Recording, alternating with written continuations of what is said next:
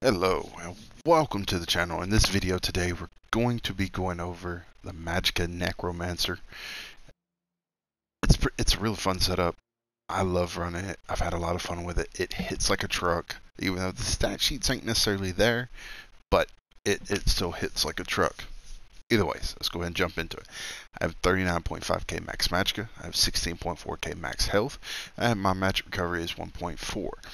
Now, that magic recovery will go up when you have one of your abilities activated, the little skeletal mage.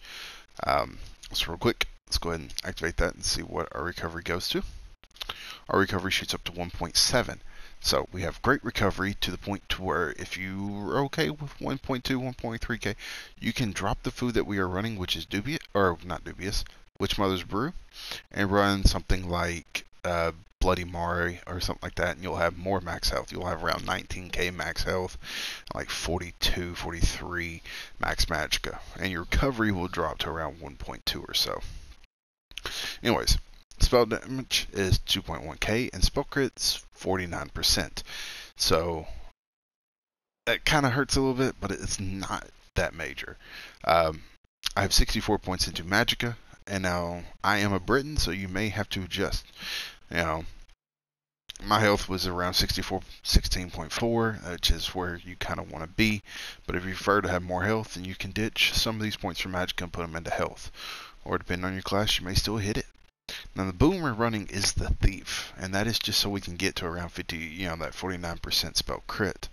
So thankfully it hits there, So, like I said, the food that we're running is Witch Mother's. If you want to drop it for Corrupting Bloody Mara, which is the one I would recommend if you want to switch it to something else, your recovery goes to 1000. With the thing up, it goes to 1.294. But your HP is 18.9, your magic recovery is 41.9, or your max magic is 41.9. So that is up to you on what you want to do. But there is both of those stats depending on what you want to run. Now, champion points. Same old. 26 Warlord, 29 Sprinter, 75 Arcanist, 64 Tenacity, 34 Shadow Ward, 41 Tumbling. We have 61 into Elfborn, 64 Elemental Expert, 24 Spell Erosion, 33 Staff Expert, 48 Master at Arms, and 40 Thermometer. 37 Ironclad, 30 Spell Shield, 30 Light Armor Focus, 64 Hardy, 64 Elemental Defender, 18 Bastion, 27 Quick Recovery. So, sets. First 5-piece set we're running is Dragon's Grip. We're running a sharpened staff with a flame damage enchant. Now, you can run this infused for stronger flame damage enchant, or you can run this Nern for more power. That's up to you. Also like to use this set in PvP, so I like to have sharpened. So, that's just my personal preference. If you don't PvP, if you don't plan on using this set for PvP, by all means, Nern or infused, or even precise is a good way to go. I mean, precise could definitely get you over that 50%. I think it would put you around 51% threshold when it comes to crit. So, precise would probably be the way to go if you want more crit chance. If not, if you want more spell damage, then go with Nern. Now, what this set does is that it gives us max Magicka, spell pen, magic recovery, and when we deal direct damage to an enemy, places a ghostly curse on the enemy for 6 seconds. Cursed enemies take 595 extra damage from all of your damage abilities. This effect can occur once every 9 seconds. This is basically an extra 600 spell damage. They're going to take it from all of our abilities, but it's not going to show up on your stat sheet. So, now on our back bar we have a Maelstrom Inferno Staff infused with a weapon damage enchant. I included this here just because, Maelstrom, you now get this on normal Maelstrom, and it's very easy to run. Your light and heavy attacks do an additional 1.3k damage to enemies in your wall of elements. This is really important. It really increases your damage a lot, especially when you're weaving in those light attacks. So, it's really good to get this. If you haven't done Maelstrom yet and you're 160, I highly recommend just going in there and farming it. With a basic heal, just have a heal on your bar, you won't have any issues. I promise you that. So, the monster set. Well, with Dragarkins, we're running it a Jerkin Divines with max Magicka.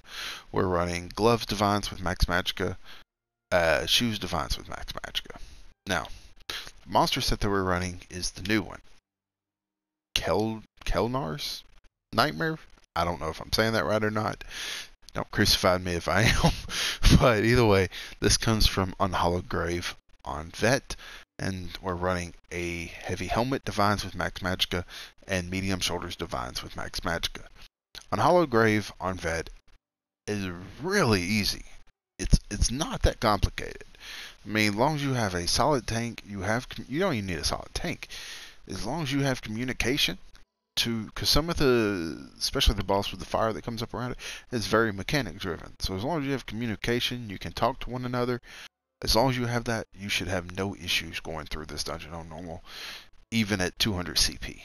I mean, the first time I ran it with a bunch of randoms, I think the guy we just traveled in, he was CP like 276, because I don't think you can queue into this dungeon unless you're 300 CP. So, but he was 276. His friend of his was, I think, about 350 or so, and he wanted the monster helmet, and they just needed some friends to run with him. So me and a buddy of mine, we traveled in with him and went through it with him. It was very easy. Very surprisingly easy. But anyways, the first piece gives you spell damage, and then the second piece, the dealing damage with a light attack puts a bone stack on your enemy for 5 seconds. You can only apply 1 stack every 1 second. At 5 stacks, an undodgeable skeletal hand attacks your enemy after 1 second, knocking them into the iron, stunning them for 3 seconds, or dealing 19.8k magic damage if they cannot be stunned. An enemy that has reached 5 stacks cannot gain bone stacks for 3 seconds. So basically, bosses, things like that. Bosses are mostly what you're going to be getting that damage on. If you take this set into PvP, it's pretty much just going to stun the enemy unless they have an immovable pot or something like that. So on the enemies, this is a huge dot, and it is awesome. I love watching that hand come up. But now, if you don't have this, Alambris is another good set to use. It gives you max Magicka, and when you deal flame or shock damage, you have a 33% chance to summon a meteor shower of that damage type that deals 2.7k damage to all enemies within 4 meters every 1 second for 5 seconds. This effect can occur once every 8 seconds. Now, you have flame damage and you have shock damage in this. So, you have that damage there. There's also Maw of the Infernal, which comes, Alambris comes from Crypto Hearts 1. Maw of the Infernal comes from Banished Cells 2. This gives you max Magicka, and when you deal damage with a light or heavy attack, you have a 33% chance to summon a fire-breathing Daedroth for 15 seconds. The Daedroth attacks deal 5.2k flame damage and alternate between Fire Breath, Fire Jaws, and Jagged Claw, which alternates once every 2 seconds. So, this is a good set too. Both of these two are probably the easier ones to get at first, and then you can get your Kelnars. Slime Crawl is also a good one. It gives you spell crit and gain minor berserk at all times, increase your damage done by 8%. We don't have anything in this build that gives us minor berserk that I can think of off the top of my head. While going over skills, if it's there, then I'll correct myself. But I don't believe we have anything that gives us minor berserk. Plus, Valken Scoria is really good. Spell Pen, when you deal damage with a damage over time effect, you have an 8% chance to summon a meteor that deals 12.3k flame damage to the target and 4.5k flame damage to all other enemies within 5 meters. This effect can occur once every 5 seconds. So, these 5 sets, they're all really good, really well. These two are probably the easiest to get, and then of course you got Zon's, which just gives you spell crit, and when you damage a nearby enemy with a light or heavy attack, you have a 33% chance to create a beam of fire that will connect to your enemy. The beam deals 3k flame damage every 1 second to your enemy for 6 seconds. Every second this damage increases by 100%. The beam is broken if the enemy moves 8 meters away from you. Effect can occur every 18 seconds. So, these two are probably the easiest to get. Slime Crawl as well being in there, followed by Valken Scoria, and then Kelnar is probably up there with Valken Scoria on difficulty to get, to be honest with you. And then Zon's is probably the hardest one out of the group to get, to be honest with you, in Scale Caller. So, anyways, second 5-piece set is Succession, the Elemental Succession set. This set was made for the Necromancer. What it does is you can farm this in normal Maelstrom Arena. You can get the body pieces and divines. We're running legs, divines as well, and then jewelry. We're running arcane, all spell damage. Now, on normal you will get blue, and you can upgrade them. Even blue is okay, because it still gives you a ton of spell damage. I think blue gives you around 500 spell damage, which is crazy for what this set does, even at blue. And then you can just throw the Kuda enchanted spell damage enchants on there. You'll get the 174. That won't affect that, but it will affect the stats on it. So you will lose some spell damage, but overall it's still, even at blue, would be amazing for this setup. But anyways, what this set does, it gives you max magicka, gives you spell damage, and more max magicka. And whenever you deal flame, shock, or frost damage, you gain 531 spell damage for that element for 4 seconds. This effect can occur every 4 seconds per element. You can have multiple different elemental buffs active simultaneously. The Necromancer deals flame damage, deals shock damage, and it deals frost damage. It literally deals all 3 of them, and they are constantly active. So as soon as this drops, everything will reproc. It is absolutely amazing. I highly recommend it.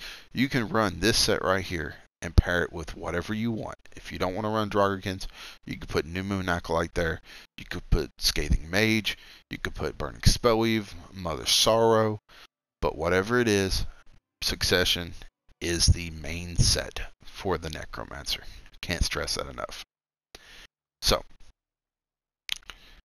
skills. The first set, the spam bull that we are running, is Crushing Shock. Focus, and what this does is it focuses all the elemental energies with your staff and blast an enemy for 2.7k flame damage, 2.7k frost damage, and 2.7k shock damage. And of course, that is going to get buffed from both of our sets. Because both of our sets alone, we're getting an extra, let's see, this is going to give us an extra 531, and Draugr, when it's active, is going to give us an extra 595. So we're getting 1100, a little over 1.1k extra spell damage just off of those 2 sets alone on our abilities when we attack a target. And of course, enemies hit while casting are interrupted, set off balance, and stunned for 3 seconds. Now, I like Crushing Shock for me. I like that range. Now, you can use Ricochet Skull as a spammable, which is one of the abilities, one of the main abilities for the Necromancer. You lob an explosive skull at the enemy, dealing 8.4k flame damage. Every cast of this ability deals 20% increased damage and will bounce up to 2 times to other nearby enemies. Me personally, I had a really hard time getting the timing down for weaving the light attacks and stuff like that. I don't know why, it just felt off to me. The first one was fine, but the second and third cast, it was just weird for me. So because of that, I was performing worse with Ricochet Skull than what I was with Crushing Shock. Now, there's also Hungry Scythe if you're up close and you need a heal, because we don't have another heal on our bar. You can use Hungry Scyther, which you slice into your enemy's life force, dealing 6.4k magic damage. You heal for 2.4k health for the first enemy hit, an additional 824 for each additional enemy hit up to 5 times. After dealing damage, you heal for 329 health every 1 second over 5 seconds. The healing of this ability scales off your maximum HP. So, those 3, if you need to. There's been times where I found that I need that heal just in case something happens. I'll put this on. Or you can use Ricochet Skull.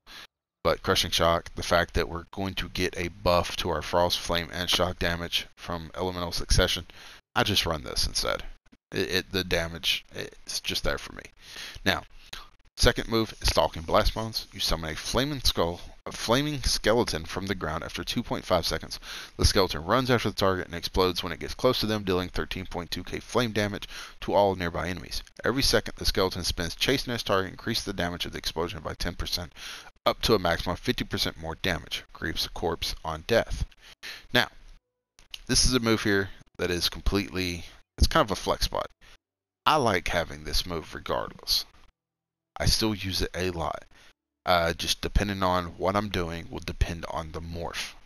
Now, I'm using Degeneration here. You bind an enemy with chaotic magic, dealing 17.2k magic damage over 12 seconds. And then my excess magic spills out from them, granting you major sorcery, increasing your spell damage by 20% for 24 seconds. That basically, if you don't, with this, Inner Light giving us Major Prophecy, we don't need to use, we can use Trash Bots. if you have spell power pots and you want to use it and you want like that small little heal to go with you, you can put structure entropy here. That'll give you a little bit of a heal, but it won't give you the major sorcery. The damage is the same. It's just instead it heals you instead of giving you major sorcery. Then we have Mystic Siphon. Violently draining the last spark of life from a corpse, dealing 17.7k shock damage over 12 seconds to all enemies around the corpse and between you and the corpse. This portion of the ability scales off your highest offensive stat. You also restore 1.2k Magicka over 12 seconds while siphoning the corpse. While slotted, your damage done is increased by 3%. So this is going. We have this on the bar because it's going to increase our damage. It's going to give us our sustain, and it deals a ton of dot damage. So now this is, and then of course Inner Light here. Hold on, I'll get back to this in a second. Inner Light. While slotted, your max magic is increased by 5%, and you gain Major Prophecy, increase your spell critical rating by 2.1. And then our ultimate on our bar, if it'll let me slide over, is Glacial Colossus.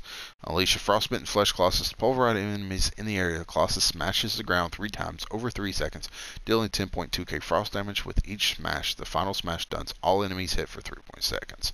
Dealing damage applies major vulnerability to any enemy hit for 8 seconds, increasing their damage taken by 30%. Enemies hit cannot be affected again for 20 seconds. So, major vulnerability.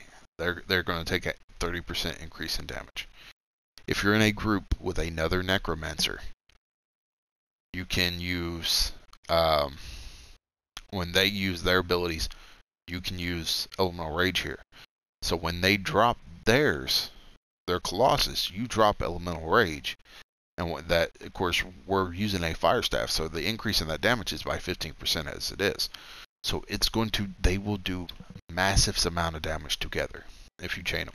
If you're running around with a stamina user, they use Ballista when you use Colossus. Let that third hit, and then they pop Ballista. It does a ton of damage as well. This is a really good ability to have, especially chaining it with another ultimate, like another high-powered ultimate. Or, if you're running with another Necromancer, you can just alternate your Glacial Colossus to increase the damage. Either one of those will work. That is entirely up to you. Now, we're running it on our front and back bar due to the fact that just because of the skills. The skill line, we increase our critical strike chance against enemies under 25% health by 10% for each Gravelord ability slotted. Our current bonus is 30%. So, because of this, if you wanted to, you could run Shadow. You do have the potential to run Shadow. But to me, it's just, I don't know. The rest of the fight seems to go a little slower for me. Just my personal opinion with the Shadow instead of the Thief, because the rest of the time our abilities are not going to hit like that. So that's why I still run the Thief. So back bar. Unstable Wall of Fire lasts for 10 seconds. You slam your staff down to create an unstable flaming barrier in front of you, dealing 1.1k flame damage to enemies in the target area every 1 second. Burning enemies take 20% more damage from this ability. When the effect ends, the barrier explodes, dealing 6k flame damage. Avid Boneyard. Desecrate the crown at the target location, dealing 13.2k frost damage over 10 seconds. Consumes a corpse on cast to deal 50% more damage. You or an ally standing in the graveyard can activate the Grave Robber synergy, dealing 11.6k frost damage to enemies in the area and healing you for the damage done. So, if you pop this, you can do this on your own as well. You can literally pop it, and it'll heal you. So you can pop your own synergy from that. So, I guess that is our really only heal that we have outside of if we're running Structure, Entropy, or Degeneration. Now, Skeletal Arsonist. Unearth a skeleton mage from the dirt to fight by your side for 16 seconds. This mage attacks the closest enemy every 2 seconds, dealing 2.9k shock damage to them and all other enemies nearby. Creates a corpse on death. So we're going to create a corpse with this. We're going to create a corpse with this. What I like to do is that, because the first time I use this, you're not going to have much of a corpse to use this on. And it lasts for 10 seconds. After that, you can use the quartz from Blastbones, or you use the quartz from the Skeleton Arcanist. Either one of those will pretty much that will be increasing the damage on the second cast of these. Because we're going to use the quartz from this to basically use this. So, then we have Harness Magicka here on the back bar. Convert a portion of your magic into a protective ward, getting a damage shield that absorbs 8.2k damage for 6 seconds. Damage shield strength capped at 50% of your max health. While active, whenever the shield absorbs damage, you restore 192 Magicka. Each piece of light armor worn increases the Magicka restored by 30%. This effect can occur up to 3 times. And then we have Barbed Trap. You set a trap. When triggered, the trap deals 1.4k physical damage, an additional 4.1k physical damage over 12 seconds, and grants you minor force, increasing your critical damage by 10% for the duration. Now, this is a stamina ability to cast. It takes 3.2k. If you can, I would recommend doing the Sigil line and getting Channeled Acceleration. To me, it's a magic ability. It lasts for 36 seconds instead of 16 seconds. Right now it says over 12 seconds, but once this is at max rank, it will be 16 seconds. If I'm not mistaken, I do believe it is at 16 seconds. So, and then we have Glacial Colossus again on our back bar. Like I said, if you want to, you can put Ellie Rage here. You can keep Glacial Colossus here, or whatever. And as you get later on, you can use Ice Comet on your front bar and use Glacial Colossus on your back bar. So, now, other little setups with the bar. If you do not want to use this, even though it is a big dot, it lasts for 12 seconds. But if for some reason why you have your spell pots, you don't want to use Structure Entropy, I would recommend taking Skeletal Arcanist, putting it on your front bar, moving Trap Beast or your shield here or whatever. I would put your shield here if you wanted to, and put Mystic Siphon on both bars. Honestly, depending on the type of healer that I have, if I have a really solid healer, I tend to take off Harness Magicka, and I will put Mystic Siphon on my back bar as well. So that way I have them both here. And so that way I'm getting that extra 3% damage, whether I'm on my back bar or my front bar. If my healer is pretty bad, then I do sacrifice that extra 3% damage for the Harness Magicka. That's just kind of how it is. Sometimes you just need that shield just to give them that extra 3 or 4 seconds or whatever, however long it's taking them to throw that heal your way. You know, you doing pugs or random groups, you never know what type of healer you're going to get, what type of tank you're going to get. So it's always good to have the skills unlocked and learned just in case. That's the reason why I have Barrier here. That's the reason why if I'm running with a friend that just need, they don't have Warhorn, you can take this to aggressive Warhorn. I'm still working on leveling these up right now. So, but Barrier, even at first rank, it's pretty much a 32k shield, and that works wonders. So, sometimes you never know what you're going to come into. So, I would like to be prepared for it, even if, depending on the other groups. I would rather sacrifice a little bit of my damage just to make sure that the group can stay alive and we can finish killing or finish off the boss or whatever it is that we're doing. That is what I prefer to do, but you may not. So when it comes to rotation, of course, you'll buff up, you'll raise your skeleton, you'll do this. Of course, you'll see your recoveries now 1.7. So it doesn't create a corpse. So you can't preempt a corpse by doing that and dropping it. So then I like to go far away.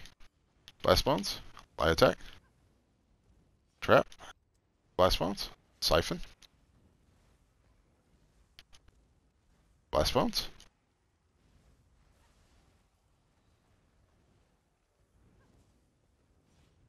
And as you're doing it, just Blast Bones is kind of similar to the shocks.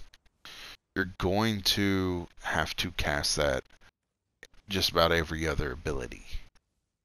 So when you're on your back bar at first, you can cast it to go off, drop Wall of Elements, unstable, drop your Boneyard, bar swap, hit it again, hit Mystic Siphon, hit Structure or Degeneration, hit bone, hit the stalking bone again, throw it about 2, then stalking bones, bar swap, repeat. You know, you put Barbed Trap for you rotate the first time, and then it's every other rotation. So it's not that hard. All you gotta do is keep up your dots. It will take some time, and it will take some use getting the timing down on when to use your clauses. And the good thing to remember is that it grays out when you can't use it. So once it comes back, you can then use it again, and then of course siphon. So that is what's going to create our corpses to be able to increase the damage of some of these abilities with corpses. And of course, we're chained to it. We're getting good recovery.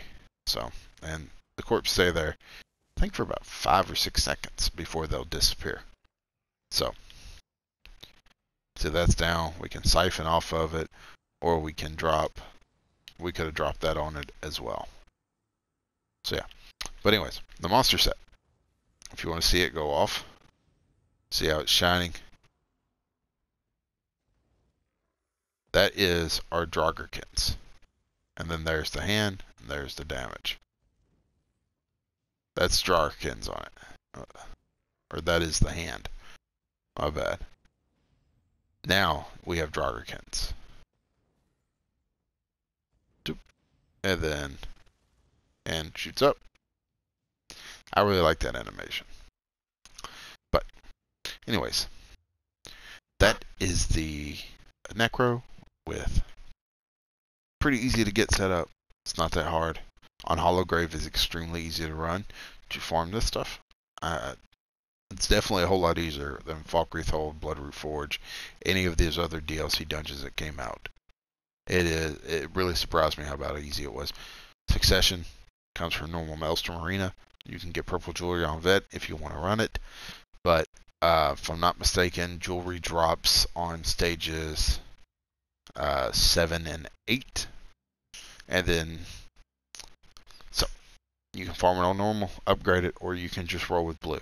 Now, one thing I can say about Succession is that it can drop in Healthy, Robust, or Arcane. And of course, your damage will be a lot better if you transmute this to Bloodthirsty, 2 Bloodthirsty, 1 Infused, or whatever it is, whatever combination you like. That is up to you. So, anyways, that is the setup, guys. Hope y'all have as much fun with it as I do. As always, if you want to see more non-trial, non-meta, easy to get setups, don't forget to subscribe to get notifications when I do upload.